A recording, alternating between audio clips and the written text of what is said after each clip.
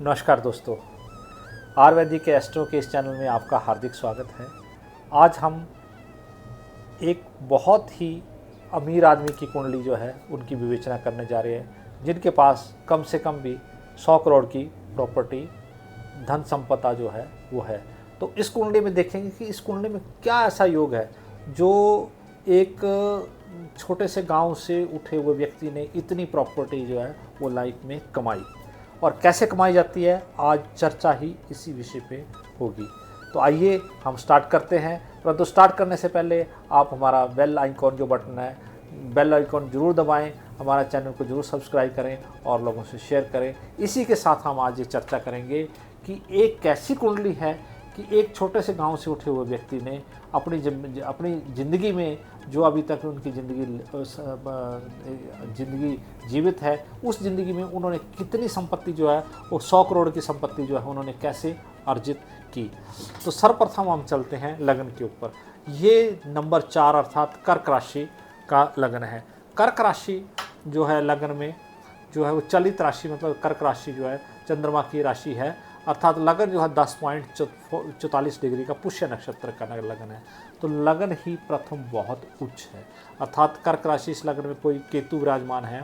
केतु विराजमान होने के कारण बहुत, मतलब जब केतु जब पाप ग्रह, इसका बोलने का मतलब है केतु और राहु जब पाप ग्रह कुंडली में आ जाते हैं, केंद्र में आ जाते हैं, तो ये अपना बहुत उच्च का फल प्रदान करते हैं।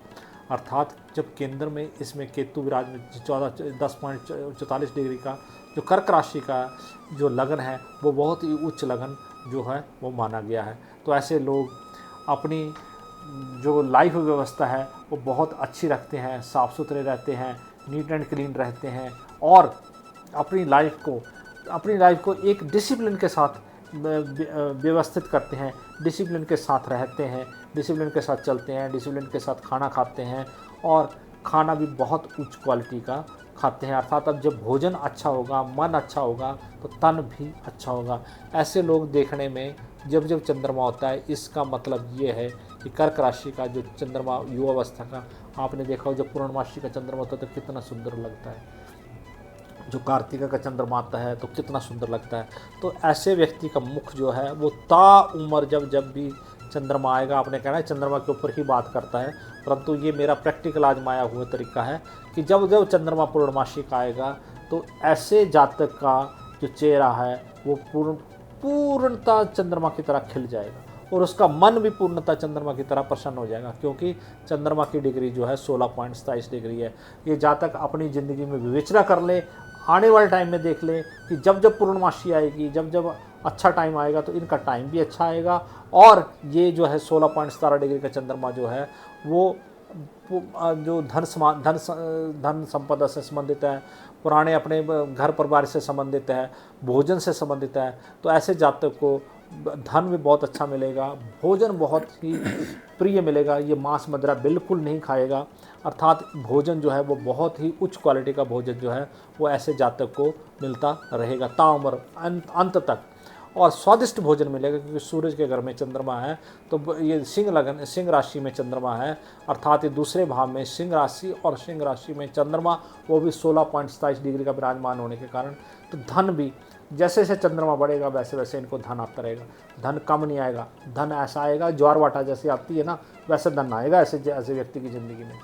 क्योंकि ज्वार भाटा जब आती है, जब ज्वार भाटा आती है तो पानी ऊपर छलक जाता है, तो आपके पास जितना पात्र होगा उससे भी ज़्यादा धन आएगा, जितनी आपकी पात्रता होगी उससे भी ज़्यादा धन आएगा। चंद्रमा उच्च का विराजमान होने के कारण, सिंह राशि विराजमान होने के कारण पात्रता तो इससे ऊपर। आपने देखा ज्वार भाटा जो आती है, जैसे बॉम्बे के किनारे देखा ज्वार भाटा जब आती है तो पानी साइड को क्रॉस कर जाता है। तो इनकी लाइफ में भी धन इतना आएगा, इतना धन कमाएंगे, अच्छे रास्ते से धन कमाएंगे, चोरी के रास्ते से कोई धन नहीं कमाएंगे, अच्छे रास्ते से धन कमाएंगे, परंतु धन इतना आएगा, इतना मल्टीपल हो जाएगा कि वो इनकी ज़िंदगी से छलक जाएगा, मतलब बाहर छलकेगा। इस तरीके का इनकी कुंडली में योग है।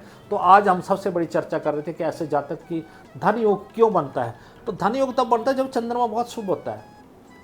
जिस जातक की कुंडली में चंद्रमा अच्छा है वो मन भी उसका अच्छा रहेगा, जब मन अच्छा रहेगा तब धन कमाएगा। जिस इंसान का मन अच्छा नहीं है वो कभी ज़िंदगी में धन नहीं कमा सकता। धन कमाने के लिए मन अच्छा होना चाहिए, मन अच्छा होना चाहिए, दयालुपन होना चाहिए। मन कमाने के लिए मतलब प्रेरित होना चाहिए, उसका मन होना चाहिए कि मैं पैसा कमाऊं, ऐसी इच्छा होनी चाहिए। पूजा पाठ में संतलिप्त होना चाहिए, भगवान के प्रति समर्पित होना चाहिए, उसके प्रति समर्पित होना चाहिए कि जो कुछ कमाया तेरी इच्छा से कमाया, जो कुछ कमाया तेरे आशीर्वाद से कमाया। तो ऐसा चंद्रमा ऐसा ही धन देता है। जो मैं 100 करोड़ की बात कर रहा था प्रॉपर्टी की, वो इस चंद्रमा के कारण इस कुंडली में विराजमान है। अब आते हैं हम इसमें क्या कहते हैं, हम जो कन्या तृतीय भाव में जो पराक्रम स्थान से रिलेटेड है, इसमें कन्या राशि विराजमान है। तृतीय भाव में पराक्रम स्थान में कन्या राशि विराजमान है। यहाँ पे मंगल जो है वो 23 डिग्री का चित्रा नक्षत्र का विराजमान है। तो मंगल से पराक्रम अच्छा होता है। पराक्रम जो है वो इनका जैसे जहाँ पे ये जॉब करते होंगे या जहाँ पे ये अपना लाइफ का टाइम स्पेंड किया होगा, वहाँ पे इनका पराक्रम ताउम्र ही अच्छा रहेगा। तो इनकी लोग बात मानेंगे, इनकी बात मानेंगे और अच्छी बात मानेंगे, और इनसे इनका कहना मानने के साथ साथ इनके जो इन्होंने ज़िंदगी में कर्म किए होंगे उसको अनुसरण भी कहेंगे।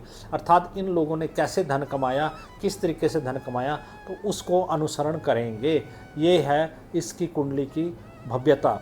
तो ये सबसे बड़ी भव्यता तो यही है कि जब चंद्रमा इस नक्षत्र में है और इस नक्षत्र में होने के कारण और 16.27 डिग्री होने के कारण तो बहुत सारा धन जो है, धन संपदा बोल सकते हैं।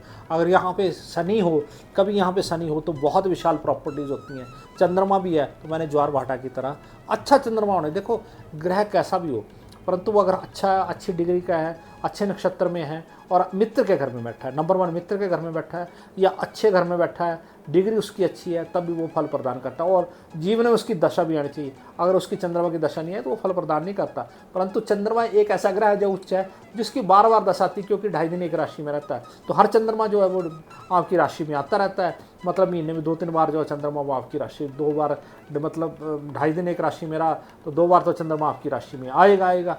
12 राशियों के कारण वो 2.5 दिन के हिसाब से वो आती, महीने के 30 दिन तो 2 बार आपकी राशि में आएगा। तो महीने में 2 बार तो अगर चंद्रमा उच्च है तो महीने में 2 बार तो आपको धन दे कर ही जाएगा। 2 दिन मतलब 5 दिन धन दे के जाएगा। 2.5 दिन एक दिन राशि में रहेगा तो महीने में 5 दिन बड़े होते हैं। 5 दिन धन दे के गया, विशाल धन दे के गया तो 5 दिन बहुत ज़्यादा होते हैं। तो ये चंद्रमा का प्रारूप है। जिसका चंद्रमा अच्छा, उसकी बल्ले ही बल्ले लाइफ में।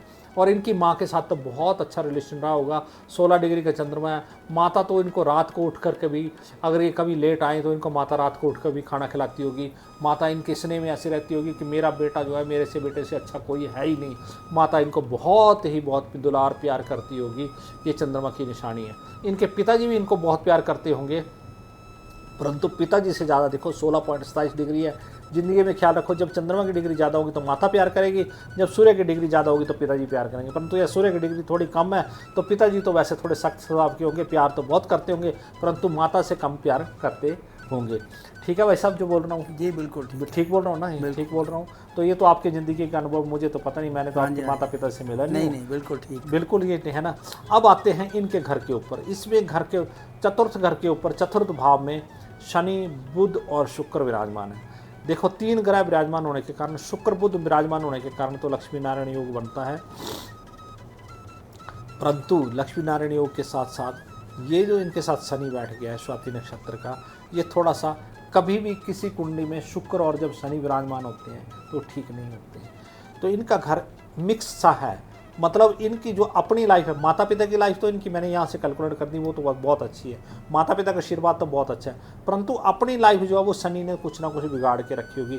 जब मैं दशा के ऊपर आऊँगा तो इसके विवेचना करूँगा, क्योंकि शनि शुक्र के साथ कभी दोनों मित्र हैं, परंतु जिस कुंडली में भी मैंने एनालिसिस किया आज तक जितनी कुंडली हुआ, जिस कुंडली में भी शनि और शुक्र बैठ जाते हैं वहाँ अच्छा फल जो है वो प्रदान नहीं करते हैं। उस घर से रिलेटेड वो अच्छा फल प्रदान नहीं करते हैं। शुक्र अपने घर में विराजमान है, इनको उच्च गाड़ी, उच्च वाहन, उच्च घर, बहुत सुंदर घर, बहुत अच्छा फर्नीचर इनको लाइफ में मिलेगा, बहुत सुंदर कपड़े मिलेंगे, बहुत अच्छा माता का सुख बहुत अच्छा मिलेगा। परंतु ये शनि जो है वो यहाँ पे थोड़ा सा खेल बिगाड़ेगा।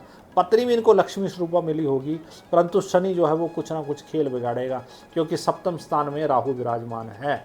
तो इसके ऊपर जब मानता हूँ तब विवेचना करता हूँ। परंतु इस घर का ये जो है इनको बहुत अच्छा जो कुछ है वो मिला होगा, परंतु कुछ ना कुछ जो है इनके अपने कर्म के कारण, शनि यहाँ पे बैठने के कारण, शनि कर्म का कारक है, अर्थात इसका दर्शाने का मतलब है कि शनि ने जो इनसे कर्म करवाया होगा उसके कारण इनके घर में कुछ ना कुछ बिगड़ाट हुई होगी, कुछ ना कुछ मुश्किलें आई होंगी। अब आते हैं सूक्ष्म बुद्धि के ऊपर, पंचम भाव के ऊपर। अष्टम मंगल के घर में सूर्य विराजमान, पंचम भाव अष्टम, ये वृश्चिक राशि में सूर्य विराजमान। तो ये अच्छा है, ऐसा है कि इनको 12 डिग्री का सूरज है, इनको पिता की तरफ से एजुकेशन जो है वो अच्छी प्रदान की होगी, इनकी पिताजी ने मेहनत की होगी और इनको बहुत अच्छी एजुकेशन, आपके पिताजी ने आपको बहुत अच्छी एजुकेशन, बहुत अच्छी एजुकेशन प्रदान की, बहुत मेहनत की। तो और आपको कहाँ से कहाँ, आप एक गाँव से उठ के कहाँ से कहाँ पहुँचे, आपने पूरी दुनिया देखी, तो आपने पिताजी के कहने उनकी सोच के कारण जो सूक्ष्म बुद्धि है वो पिताजी ने आपके दिमाग में भरी होगी कि बेटा पढ़ो, ये चीज़ है लाइफ, आपकी पढ़ाई भी अच्छी होगी। जैसे से आप दिन में पढ़ते होंगे, रात में नहीं मैंने सोचा आप कभी पढ़ते होंगे, परंतु दिन में ही आप लोग इतना ग्रैप्स कर लेते होंगे। जब सूरज फुल 12 बजे के करीब सूरज होता हूँ तो आप जैसे क्लास में लगी तो आपने क्लास में समराइज कर लिया, क्लास में रट लिया। तो इसका सूरज का इतना प्रभाव है कि जिस जातक की कुंडली में सूरज यहाँ विराजमान हो जाता है, वो जातक जैसे जहाँ से लिखा वहीं से पढ़ लिया, रात को इसको पढ़ने की जरूरत नहीं होती है, मेमोराइज करने की जरूरत नहीं होती है। अब यहाँ आगे बृहस्पति छठे घर में, ये छठे घर में बृहस्पति का विराजमान होना, ये जब इस घर में बृहस्पति विराजमान है और इस घर का विराजमान खर्चे में विराजमान होंगे, मतलब 12वें घर में, अर्थात रोग दोष और शत्रुओं का जो मालिक है वो गुरु जो है वो 12वें घर में विराजमान हो गया। तो इस घर को, इस ग्रह को मैं अच्छा नहीं मानूंगा, क्योंकि एक तो विपरीत राजयोग तो है ही है। विपरीत राजयोग होने के कारण, विपरीत राजयोग तो बनता है इससे कि जब छठे 8वें का मालिक 12वें में या 12वें छठे का मालिक 8वें में होता है तो विपरीत राजयोग बनता है। आप भी देख लें, नोट कर लें कुंडली में, ठीक है सर, ये आपकी कुंडली में विपरीत राजयोग है, बृहस्पति के कारण विपरीत राजयोग बना है, परंतु गुरु की डिग्री कम होने के कारण, गुरु बड़ा बकरी भी है और डिग्री भी कम है। विपरीत राजयोग तो इसने बना दिया, इसका मालिक यहाँ पे बैठ गया, परंतु जब जब आपकी गुरु की दशा आएगी तब तब आपको लाइफ में दिक्कत हुई है। जब गुरु की दशा आएगी तो ये रोग से, शत्रुओं से आपको प्रेरित कर देगा, ऋण से, रोग से, ऋण से, शत्रुओं से प्रेरित कर देगा, क्योंकि रोग से रिलेटेड आपको शुगर भी हो सकती है, क्योंकि बृहस्पति लीवर का कारक है, और जब लीवर का कारक यहाँ बैठ गया जा करके तो इसने आपको रोग उत्पन्न कर दिया। ये रोग तो आपको परमानेंट रहेगा, ठीक है, कंट्रोल में रहेगा, ऐसा नहीं है। जब गुरु है तो खराब नहीं करता है, क्योंकि आप नॉनवेज नहीं खाते हो, कुछ नहीं करते हो, तो इस कारण गुरु आपको ज़्यादा नुकसान नहीं करेगा। आप पूजा पाठ करने वाले व्यक्ति हो, परंतु शुगर आपको रहेगी। वो शुगर का रहने का कारण ये है क्योंकि इस घर का, आप समझे, अभी कभी आपने कोट कुंडली में सोचा हो कि गुरु मेरे को कितना दुख दे रहा है या ये चीज़ दे रहा है, तो एक तो आपको ज़िंदगी में इसका नग नहीं पड़ना चाहिए, क्योंकि इस घर का मालिक जो है 12 में बैठा है, अर्थात खर्चे के स्थान में बैठा है। जो भी चीज़ जब इसकी दशा आएगी तो ये बहुत बड़ा खर्चा आपसे करवाएगा लाइफ में जी। जिंदगी में जितने आपने खर्चे किए होंगे उससे जितना भी बड़ा खर्चा होगा वो आपका खर्चा कराएगा, परंतु खर्चे से लाभ देके जाएगा। गुरु की दशा में एक चीज़ होती है कि जो चीज़ आपने गुरु की दशा में बनाई, मैंने आपको पहले भी बतलाया था कि जो चीज़ आप गुरु की दशा में बनाएंगे वो गुरु में जब राहु का अंतर आएगा तो आपका बिक जाएगा। ठीक बोला कि गलत बोल? जी, ठीक है। तो आप अपनी लाइफ में इसको प्रत्यक्ष प्रमाण करके देखना कि ये बिल्कुल सच्चाई है। अब आते हैं इस घर के ऊपर, सप्तम घर के ऊपर। जब 10वें घर में राहु बैठ गया और शनि का घर है तो ये आपकी मैरिड लाइफ को ठीक नहीं रखेगा जी। मैरिड लाइफ को ठीक नहीं, कुछ ना कुछ व्यवधान जो है मैरिड लाइफ में उत्पन्न कर देगा। मैंने यहाँ से भी देखा आपकी कुंडली में, क्योंकि सुख स्थान में शनि जब विराजमान हो गया और शुक्र के साथ विराजमान हो गया तो इसने आपके सुखों में कटौती की है। सुख तो आपको बड़ी उच्च क्वालिटी के मिले, परंतु उन सुखों को भी काटा है, उन सुखों को काटा, वो शनि ने काटा। और शनि के घर में जब राहु विराजमान हो गया तो ये दंड प्रदान करता है, ये दंड प्रदान करता है। तो ये राहु आपने, चलो जब भी आप, वो तो आपकी लाइफ के बारे में आपको ज़्यादा पता होगा, परंतु यहाँ कुंडली देखने से मुझे ये लग रहा है कि 10 नंबर में जब राहु विराजमान है, 2 डिग्री इसकी कम है। अगर ये डिग्री इसकी ज़्यादा होती, 17-18 डिग्री का बैठा होता तो ये आपकी मैरिड लाइफ को तबाह कर चुका होता जी, ठीक है ना। परंतु इसने ये डिग्री जो है वो आपको अच्छी, कम डिग्री है तो ये कितना नुकसान नहीं कर पाया, किया इसने नुकसान, मैं ये नहीं बोल रहा हूँ, पर इतना नुकसान नहीं कर पाया। ठीक बोल रहा हूँ कि गलत? बिल्कुल सही। अब यहाँ बच्चों के स्थान में सूर्य बैठा हुआ है, तो बच्चों के स्थान में 1 2 3 4 5 6 7 दृष्टि तो इसकी देखो, गुरु की दृष्टि यहाँ पे पड़ रही है। तो गुरु की जब दृष्टि पड़ रही है तो ऋण भी खत्म कर देगा, शत्रु भी खत्म कर देगा, परंतु करेगा जरूर। खत्म करके जाएगा, ये मैं आपको गारंटी कि शत्रु भी खत्म कर जाएगा, ऋण भी खत्म हो, क्योंकि दृष्टि है इसकी 1 2 3 4 5 6 7 8 9, आपकी आयु भी दीर्घ करेगा 9। ठीक है जी, 1 2 3 4 5, इस घर पे भी दृष्टि है, ये घर भी अच्छा है आपका। आपका घर जो है बहुत सुंदर होगा, बहुत विशाल होगा, एक नहीं 2-3 घर होंगे, बहुत विशाल घर होंगे। ठीक है जी, जी बहुत विशाल घर होंगे। और ये लाभ स्थान का मालिक, अब आगे आता हूँ मैं, शुक्र का विराजमान है, तो बहुत विशाल घर होंगे। ये तो मैंने बच्चों के बारे में बता दिया, बच्चे भी आपके अच्छे होंगे, आज्ञाकारी होंगे और अच्छे होंगे, मतलब जो चीज़ अच्छे बोलते हैं कि आपको बच्चों की तरफ से तो कोई दिक्कत नहीं होगी। नहीं जी, बच्चों की तरफ से कोई दिक्कत नहीं है ना आपको, आप मन प्रसन्न है आपका, बिल्कुल बिल्कुल। तो आपकी आयु भी दीर्घ होगी, आपकी आयु मैं 95 से ऊपर आंक रहा हूँ इस टाइम। ठीक है ना, क्योंकि यहाँ पे शनि है, शनि वैसे दीर्घायु करता है, शनि इसका मालिक जो यहाँ पे बैठ गया जाकर के, और इसकी दृष्टि जो है वो उसके ऊपर है। ठीक है ना, 1 2 3 4 5 6 7 8 9वीं दृष्टि इसके ऊपर है। तो दृष्टि, बृहस्पति की दृष्टि अच्छी होती है तो आपके शरीर को कोई रोग नहीं लगेगा, कोई कुछ नहीं लगेगा। दृष्टि अच्छे होने के कारण आपकी जब मृत्यु भी होगी तो आप रोग रहित होंगे, आपको अचानक पता नहीं लगेगा भी क्या होगा। ठीक है जी, मन आपका साफ है, मृत्यु आपकी अच्छे ढंग से होगी। क्लियर। अब इस घर का मालिक भी बृहस्पति जो है मोक्ष के स्थान में बैठ गया, तो आपको कर्म, जो भाग्य स्थान का मालिक है वो भी यहाँ बैठ गया, बुध के घर में बैठ गया। तो मुझे लगता है अगर इसका केतु विराजमान होता है, ये तो केतु है, बुध बकरी है। ठीक है, बुध तो सॉरी गुरु बकरी है। मोक्ष तो आपको प्राप्त होगा, परंतु इतना मैं बड़े स्टिकता के साथ नहीं कह सकता कि मोक्ष प्राप्त होगा, परंतु आप पिछले जन्म में बड़े भक्त रहे होंगे, तब कि गुरु आपका यहाँ पे पूजा पाठ के स्थान में बैठा हुआ, मतलब इस स्थान में, खर्चे के स्थान में। तो जितना ज़्यादा आप पूजा पाठ करेंगे उतना ज़्यादा आपको गुरु जो है वो फल देगा। आप ध्यान करेंगे, जो चीज़ करेंगे, क्योंकि खर्चे का स्वभाव है ना जी, तो एक खर्चे का स्वभाव है, तो खर्चा जिसमें हो, पूजा पाठ में हो तो ज़्यादा बेटर है। ये गुरु जो आपका पूजा पाठ में ही खर्चा कराएगा। बुढ़ापे में जितना आप पूजा पाठ में खर्चा करोगे उतना ज़्यादा ये गुरु जो है फ्लोरिश होगा। परंतु गुरु की दशा जो है वो अभी आपके ऊपर चल रही है, तो ये गुरु के समापन हो जाएगा। गुरु के बाद आपको राहु, गुरु के बाद आपको दशा आएगी शनि की दशा के ऊपर विवेचना हम करते हैं आगे जा करके। परंतु अब ये हो गया, अब ये हम ये कर्म स्थान, आपका कर्म स्थान, इसका मंगल जो है वो पराक्रम में विराजमान हो गया। जैसे जैसे आप कर्म करेंगे वैसे वैसे पराक्रम बढ़ेगा। आपका भाई, अपने भाइयों के साथ भी अच्छे रिलेशन होंगे, आपके भाई भी आपको, ये बहनें जो हैं वो आपके पराक्रम से, आप जैसे कर्म करेंगे, जैसे आपने पढ़ाई की वो कर्म हो गया। ठीक है, तो उससे पराक्रम बढ़ा। आपने जॉब की वो पराक्रम हो गया, मतलब कर्म हो गया, उससे पराक्रम बढ़ा। तो मंगल इसमें विराजमान होने का मतलब है कि आपके कर्म से आपका पराक्रम बढ़ेगा। बड़ा आपका पराक्रम, जैसे जैसे आप कर्म करते थे वैसे वैसे पराक्रम आपका बढ़ा है, और उससे धन भी आएगा। जितनी मेहनत करिए उतना। हाँ, पराक्रम से मतलब पराक्रम से। और लाभ स्थान का मालिक ये देखो, इसका मतलब अगर यहाँ पे 2 नंबर बैठा है, और 2 नंबर का मतलब ये कि शुक्र के यहाँ पे बैठा हुआ अपनी उच्च राशि में है, तो आपको होटल व्यवसाय से भी लाभ हो सकता है। भूमि व्यवसाय से नहीं बोल रहा हूँ, दोनों चीज़ें अलग अलग हैं। आप सोचेंगे भूमि व्यवसाय से लाभ होगा, वो मैं नहीं कह सकता, क्योंकि इस घर का मालिक केंद्र में विराजमान है, ये भी एक राजयोग बनता है। इस घर का मालिक केंद्र में विराजमान होने के कारण देखो ये बैठा हुआ है केंद्र में, जब विराजमान उच्च का हो गया, अपने घर में बैठा, 27 डिग्री बुढ़ापे का है, परंतु ये आपको होटल व्यवसाय से लाभ देगा जी, लग्जरी से लाभ देगा। लग्जरी जो आप जीवन में आप अच्छे परफ्यूम रोज यूज करें, उससे आप लाभ लेना ना आपने। हम तो हैं होटल बिजनेस में भी हैं। नहीं, होटल बिजनेस में तो ठीक है आप हैं, परंतु आपने होटल बिजनेस से लाभ लेना, तो आप एक सिंपल एक काम करें कि आप अच्छे परफ्यूम यूज़ करें, ब्रांडेड कपड़े यूज़ करें, जो आप करते हैं ब्रांडेड कपड़े, परंतु परफ्यूम आप डेली यूज़ करें। और सफ़ेद कलर के जो वो हैं वो यूज़ करें, क्या कहते हैं, सफ़ेद कलर का रुमाल यूज़ करें, सफ़ेद कलर का अंडरवियर यूज़ करें, सफ़ेद कलर की बनियान यूज़ करें। जितना चीज़ें आप बेड पे भी अपनी सफ़ेद चादर रखेंगे तो उससे आपको बहुत लाभ जो है होने वाला है। आप प्रैक्टिकल करके देख लेना। जितनी आप सफ़ेद, आप कभी हो सकता है तो आप आज ये टोपी आपने इस तरह की पहनी हुई है, आप एक बार सफ़ेद टोपी पहन के भी देखना, जैसे सफ़ेद, you are looking very smart with your cap, white cap. तो आप देखना वाइट कैप के साथ तो आप इतने स्मार्ट लगोगे। चेहरा आपका लाल है तो वाइट कैप आप पहन के देखो, मेरा एक सजेशन मान के देखो, वाइट कैप पहन के देखो। ठीक है ना।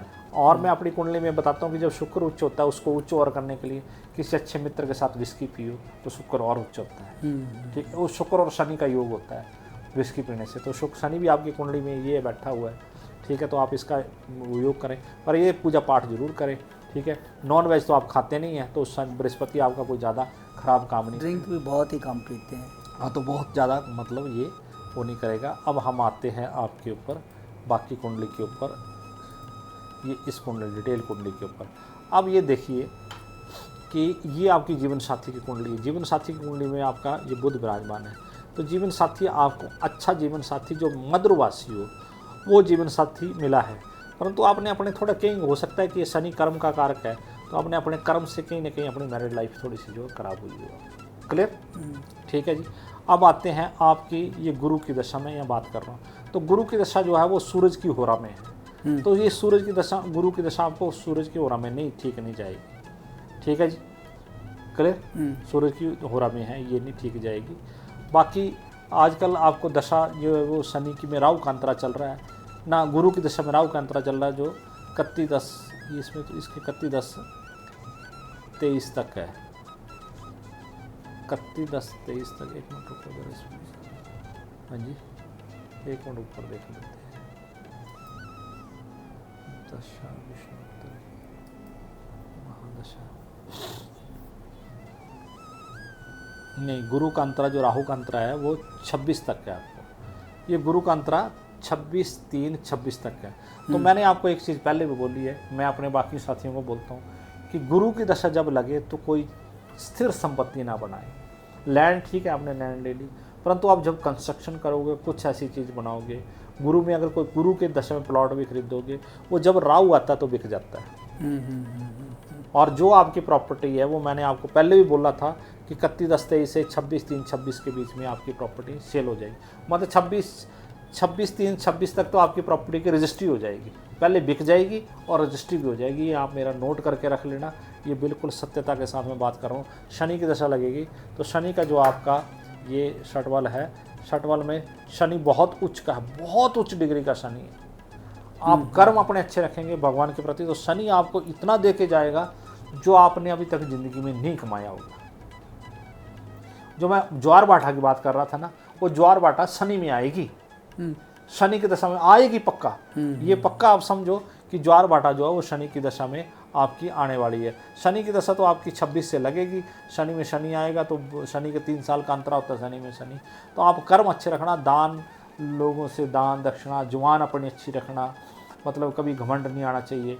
आप पूजा पाठ में लिप्त रहेंगे, भगवान इसकी सूर्य देव की ना, हनुमान जी की पूजा करेंगे। कब से लगेगी शनि? 26 से 26 से। तो उस टाइम आपने अभी से कर्म अच्छा करना शुरू कर दो आप, तो आपका सब कुछ ठीक रहेगा। और जब शनि की दशा लगेगी तो आपने ब्लाइंड आश्रम में जा करके जरूर दान करना है, क्योंकि शनि बहुत उच्च का, इतना उच्च शनि मैंने आज तक मैंने जितनी कुंडली की विवेचना की उसमें शनि इतना उच्च नहीं देखा है। ठीक है, परंतु ये 11 डिग्री का स्वाति नक्षत्र का शनि है। आपने कर्म कुछ ऐसे किए जिसकी वजह से ये आपका ये जो चार्ट है वो बिगड़ा। फैमिली ठीक है, ये लाइफ चार्ट होता है, ये पूरी अपनी आपके जब पैदा हुए तब के चार्ट होता है। प्रोडिक्शन हम इसके बेस पे करते हैं, आज की प्रेजेंट दशा के ऊपर प्रोडिक्शन करते हैं। और अब आपकी एक चीज़ हम और देख लेते हैं, दशा में योगिनी दशा किस चीज़ की चल रही है। योगिनी दशा में आपकी देख लेते हैं, योगिनी दशा भद्रिका के चल रही है। भद्रिका की ख़त्म होगी आपकी दशा। अब रिपोर्ट्स में जाकर के दशा योगिनी दशा थर्ड साइकिल आपका शुरू हो गया, उल्का शुरू हो जाएगी जी। आप थोड़ा सा आने वाले टाइम में ज़रूर बचें, क्योंकि आपकी उल्का की दशा 24 से शुरू हो जाएगी, 3-7-24 से शुरू होगी और 2030 तक रहेगी। इसका उपाय मैं आपको पर्सनली बताऊंगा कि आपने क्या करना है। उसके सिद्धा की दशा होगी, ये तो ठीक रहेगी, परंतु उल्का में मैं आपको उपाय लिख के दूंगा इसका, तो आपने ऐसा उपाय जो है वो करना है। परंतु मैंने ये जो कुंडली की विवेचना बताई, बहुत अच्छी कुंडली है। अगर आप अच्छे कर्म करेंगे तो शनि की दशा आपको बहुत ही फ्रूटफुल जाएगी। भगवान की भक्ति करो, आपकी आयु अच्छी रहेगी, शनि की दशा आपको अच्छा फल देगी। और इसी के साथ, इसी कुंडली के साथ आपका हमारे साथ आने के लिए धन्यवाद, अपनी कुंडली की विवेचना करवाने के लिए धन्यवाद। और हम आशा करते हैं कि आपको अच्छा लगा होगा, तो आप अपने और मित्रों को भी ये बताएं जो हमारे से कुंडली विवेचना करें। हम इसी प्रकार से समाज की सेवा करते रहें। धन्यवाद। जय माता। जय माता।